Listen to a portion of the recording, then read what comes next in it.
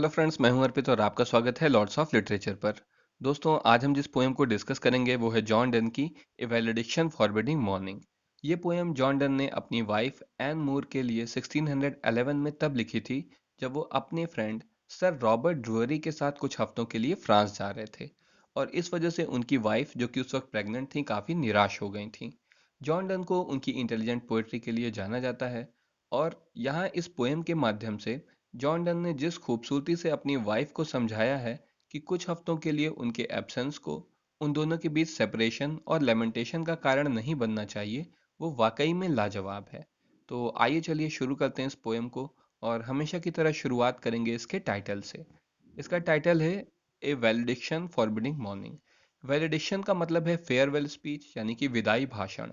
और forbidding mourning का मतलब है रोने से, अफसोस करने से या मौन करने से मना करना। तो इसका मतलब जॉन डन जब जा रहे हैं तो वो एक फेयरवेल स्पीच दे रहे हैं या अपनी वाइफ से कह रहे हैं, उन्हें रोक रहे हैं किस चीज़ के लिए? मौन करने से, यानी कि अफसोस जताने से। तो आइए अब इसका पहला स्टैंजा देखते हैं, जिसमें सेपरेशन का कंपैरिजन डेथ से किया गया है। किस तरह से?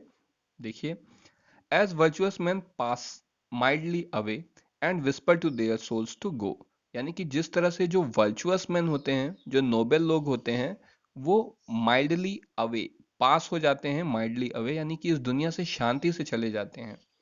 And whisper to their souls to go, और अपनी आत्मा से विस्पर करते हुए, फुसफुसाते हुए कहते हैं कि आओ अब इस दुनिया से चलते हैं। यानी वो कोई कंप्लेंट नहीं करते, कोई शोर नहीं करते, शांति से चले जाते हैं। Whilst some of their sad friends do say the breath goes now and some say no, जबकि इसी समय, whilst का मतलब होता है कि उसी समय, तो उनके फ्रेंड जो हैं, जो उनके आसपास मौजूद होते हैं, वो क्या कहते हैं? द ब्रेथ गोज नाउ, कि इनकी सांसें अभी चलती रहनी चाहिए। एंड सम सेज नो, जबकि कुछ दूसरे लोग कहते हैं कि अरे नहीं, इनकी तो डेथ ही नहीं होनी चाहिए, इन्हें तो जो है, इनके जैसे अच्छे लोगों को कभी इस दुनिया से नहीं जाना चाहिए। लेकिन ऐसे समय में वर्चुअस मैन क्या करते हैं, यानी नोबेल लोग क्या करते हैं? वो बिना किसी कंप्लेंट के शांति से इस दुनिया से चले जाते हैं। So let us melt. देखिए, मेल्ट का अर्थ है कि जिस तरह से बर्फ जो होती है वो बिना किसी आवाज के पिघल जाती है और चली जाती है, उसी तरह से ये कह रहे हैं कि इसी तरह हमें भी मेल्ट हो जाना चाहिए, यानी विदा हो जाना चाहिए। एंड मेक नो नॉइस, और कोई भी शोर या कोई नॉइस नहीं करनी चाहिए।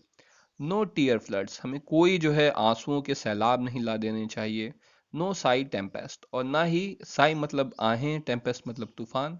तो और ना ही ऐसे आहों के तूफान लाने चाहिए जिनसे कि ये धरती मूव हो जाए। देखिए, यहाँ पर हाइपरबल का इस्तेमाल किया गया है टीयर फ्लड्स और साई टेम्पेस्ट के रूप में। और आगे क्या कह रहे हैं? It were profanation of our joys to tell the laity our love. ये प्रोफनेशन होगा हमारी खुशियों का, हमारे जॉयस का। क्या? To tell the laity our love, की जो साधारण लोग हैं उनको अपने प्यार के बारे में बताना, ये हमारी खुशियों का प्रोफनेशन होगा। प्रोफनेशन का मतलब होता है इंसल्ट या तिरस्कार। तो एक तरह से हमारे प्यार की बेइज्जती होगी, हमारी खुशियों की बेइज्जती होगी अगर हम साधारण लोगों को अपने प्यार के बारे में बताते हैं तो। Moving of the earth brings harms and fear. देखिए, मूविंग ऑफ द अर्थ का क्या मतलब है? अर्थक्वेक। तो जो अर्थक्वेक है वो क्या लाता है? वो हार्म्स लाता है और फियर लाता है, नुकसान होता है और लोगों में डर पैदा होता है। Man reckon what it did and meant, और लोग कुछ कर तो पाते नहीं है तो वो कैलकुलेट करते हैं। रेकन का मतलब होता है कैलकुलेट करना। तो वो कैलकुलेट करते हैं कि इससे क्या नुकसान हुआ, कितना नुकसान हुआ, एंड मीन्ट, और इसका क्या मतलब है। ये पोएम 1611 में लिखी गई है। तो उस वक्त तो ऐसा होता था कि जैसे भूकंप वगैरह जैसी चीज़ें आती थी, नेचुरल डिजास्टर्स, तो कहा जाता था कि ईश्वर हमसे नाराज है, इस वजह से उसने ऐसा किया है वगैरह वगैरह। तो वही ये कह रहे हैं कि लोग कैलकुलेट करते थे कि कितना नुकसान हुआ है और ऐसा क्यों हुआ है, ये सब बातें वो सोचते थे।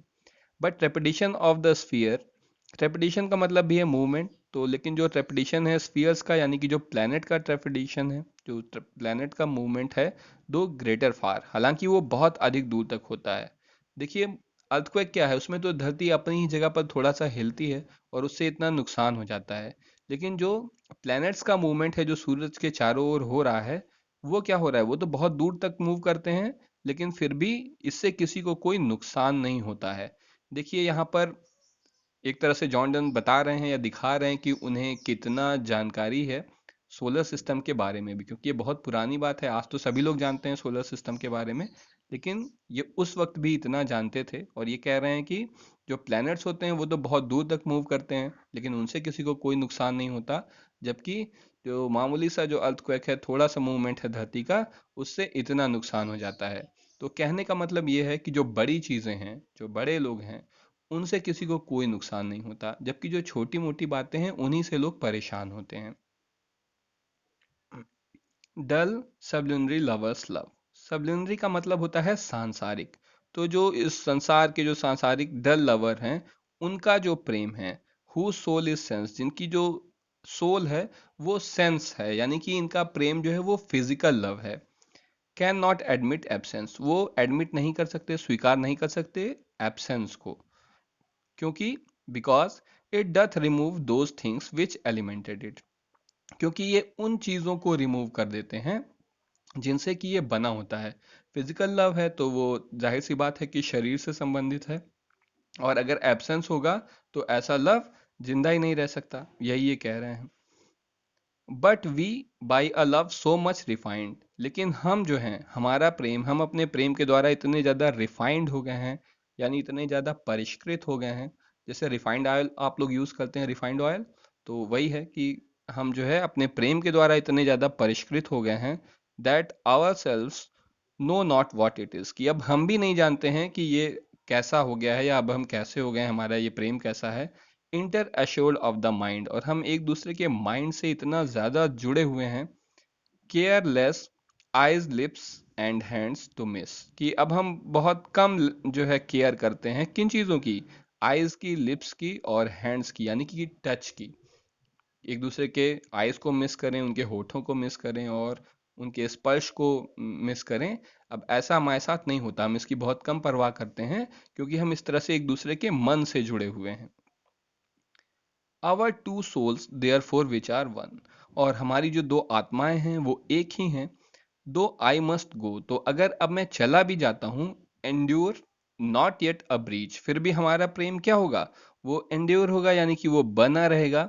नॉट येट अ ब्रीच, और वो टूटेगा नहीं, हमारे बीच कोई दरार नहीं पैदा होगी, कोई हमारे बीच मनमुटाव नहीं होगा। ब्रिज मतलब होता है दरार पैदा होना, और एंड्योर मतलब होता है बने रहना। तो अगर मैं चला भी जाता हूं तो हमारा प्रेम बना रहेगा और हमारे बीच कोई दरार पैदा नहीं होगी। बल्कि क्या होगा, बट एन एक्सपेंशन, बल्कि हमारे प्रेम का विस्तार होगा। Like gold to airy thinness beat, जिस तरह से सोने को अगर पीटा जाता है तो वो टूटता नहीं है, बल्कि वो फैलता जाता है और हवा की तरह पतला हो जाता है, फिर भी फैलता जाता है, टूटता नहीं है।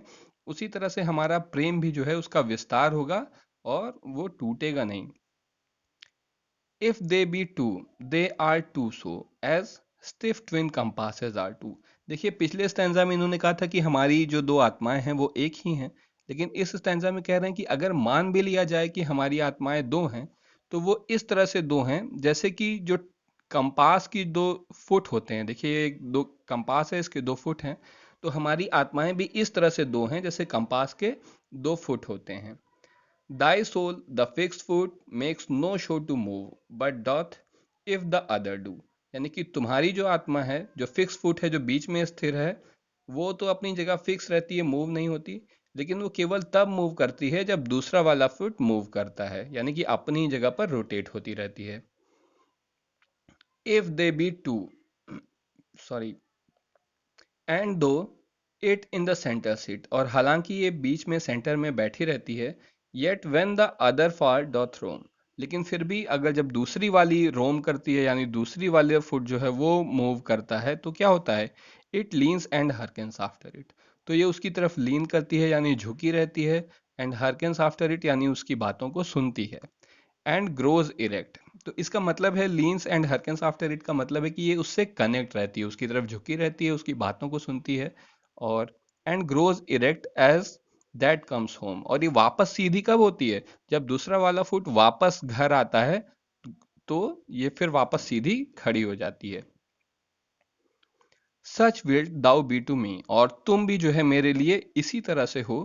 Who must like the other foot, और यहाँ हु किसके लिए है, हु अपने आप के लिए है, कि who must like the other foot, जो कि एक दूसरे वाले फुट की तरह है, ऑब्लिकली रन, यानी मैं जो है दूसरे वाले फुट की तरह हूँ जो कि अब्लिकली रन कर रहा है। अब्लिकली का मतलब होता है टेढ़ा या तिरछा, तो जो दूसरा फुट होता है वो भी टेढ़ा या तिरछा रन करता रहता है, घूमता रहता है। और thy firmness makes my circle just, और तुम्हारी जो लॉयलिटी है, फर्मनेस मतलब लॉयलिटी, दृढ़ता, तो तुम्हारी मेरे प्रति जो समर्पण है, लॉयल्टी है, मेक्स माई सर्कल जस्ट, वो मुझे रास्ते से भटकने नहीं देती। And makes me end where I begun, और आखिर में मैं वहीं आ जाता हूँ जहाँ से मैंने शुरुआत की थी, यानी कि तुम्हारे पास। तो दोस्तों, उम्मीद है कि ये पोएम आपको ज़रूर पसंद आई होगी, और आपने अब तक ये चैनल भी सब्सक्राइब कर दिया होगा। नहीं किया है तो अभी कर सकते हैं। और अगर आप किसी टॉपिक पर वीडियो चाहते हैं तो आप मुझे कमेंट बॉक्स में कमेंट करके बता सकते हैं। आज के लिए बस इतना ही। Thank you.